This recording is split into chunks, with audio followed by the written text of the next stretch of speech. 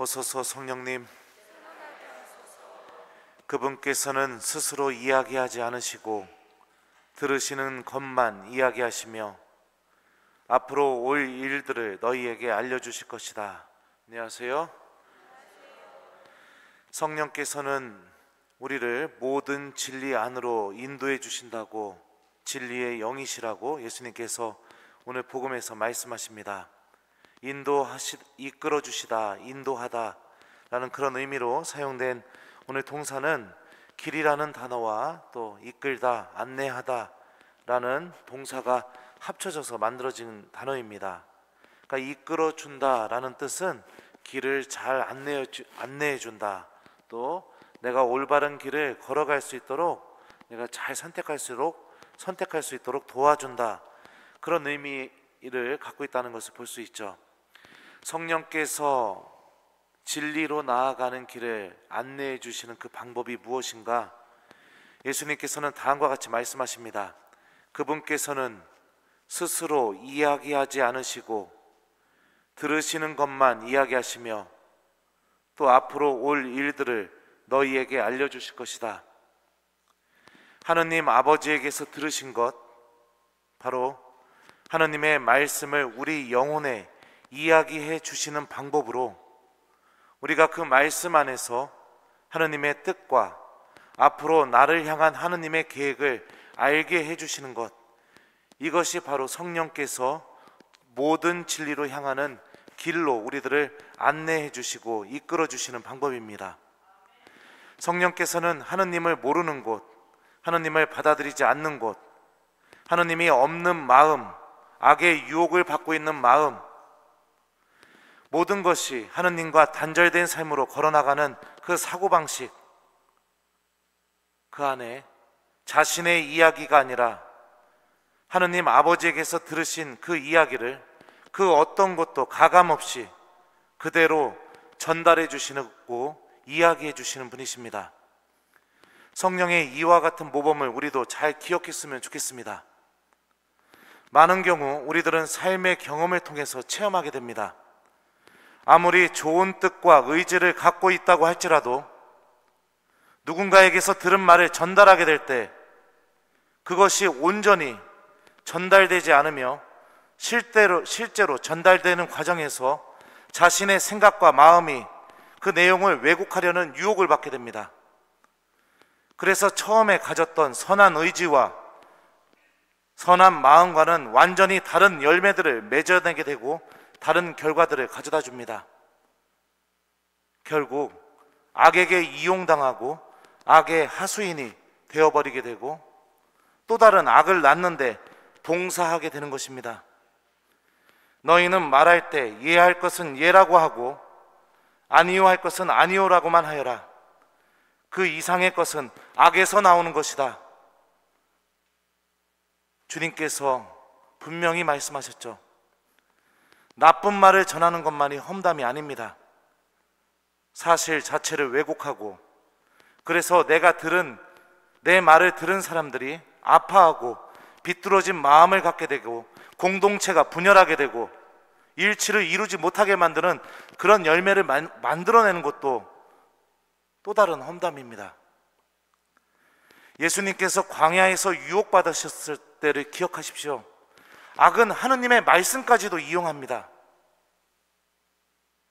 우리들의 아무리 선한 의지와 좋은 목적을 가졌다 하더라도 내가 남의 말을 전달하는 그 순간부터 악은 나의 마음을 뒤흔들어 놓고 그 좋은 의지와 선한 열매들을 내 마음 안에서 앗아가 버립니다.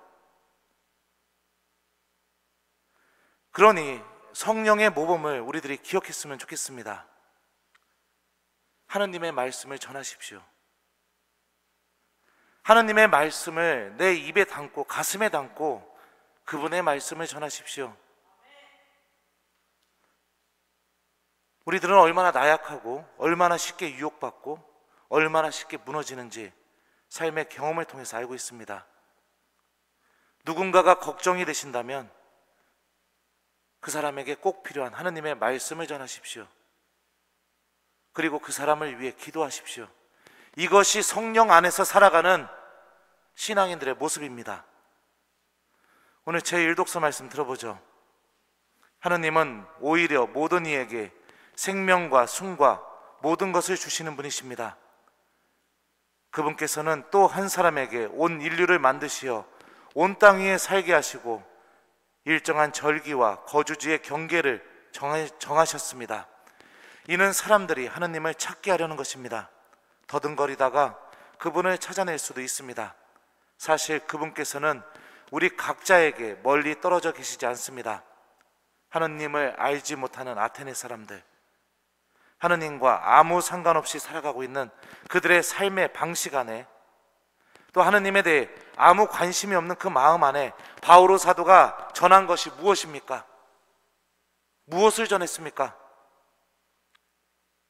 바로 하느님의 말씀을 전했습니다. 이것이 성령 안에서 살아가는 사람들의 모범입니다.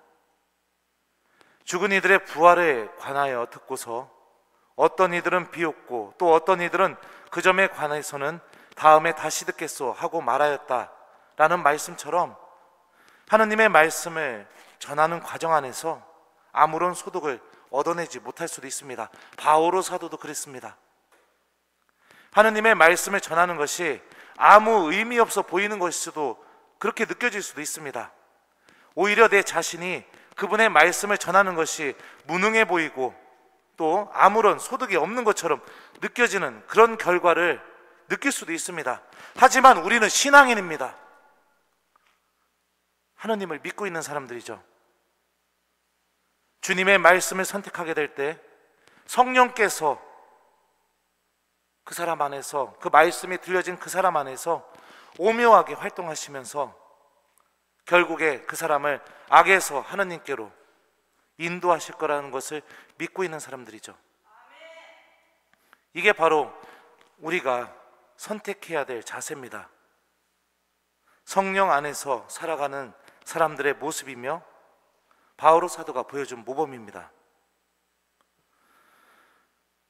나는 누구의 말을 전하고 있습니까? 내 가슴 안에는 누구의 말이 들어있습니까? 내가 전하는 말이 성령의 열매를 맺어냅니까?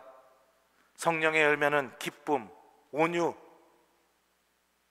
갈라디아에서 말하고 있죠. 어떤 열매를 맺어내고 있습니까? 누군가에 대해서 안 좋은 이야기만 하는 것이 그것만이 험다면 아닙니다. 남의 말을 전하는 것도 너무나 쉽게 우리들은 악의 하수인이 될 수 있고 너무나 쉽게 악의 유혹에 노출될 수 있습니다. 여러분들의 가슴 안에, 마음 안에, 영혼 안에 우리를 온전히 진리로 인도해 주시는 유일한, 변하지 않고 유일한 힘을 갖고 있는 말씀, 하나님의 말씀을 담으십시오.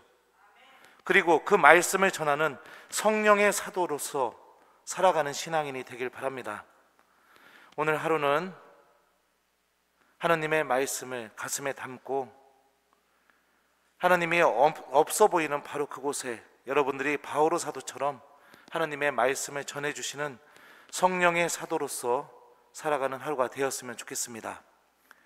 그분께서는 스스로 이야기하지 않으시고 들으시는 것만 이야기하시며 또 앞으로 올 일들을 너희에게 알려주실 것이다. 아멘.